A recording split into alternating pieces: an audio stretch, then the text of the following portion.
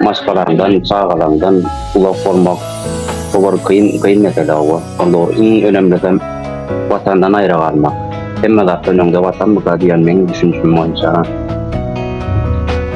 Yani şimdi bizim bu yerde fikrimden ne yurdun içindeki bir tamdık bir saçma sapan bir düşünceler var. Esasen erkeklerin diline dolaşıyor. Yani yurt dışına çıkan gelenler başka bir yol bilen ideal yollarını taptırıyorlar. Tatip şogurumlar vardı. Şimdi men de özüm doğruyum aydan indi 5 yıl 6 yıl vallahi belki ondan hem kan vallahi. Men yakacakın men yeni de görmedim. Görmek hem şu gara rahmetim bilen sağlam, maskalam, hocalığım. Sonra dikkat etmek bir ayağı kaldırmak, düşüncesi bilen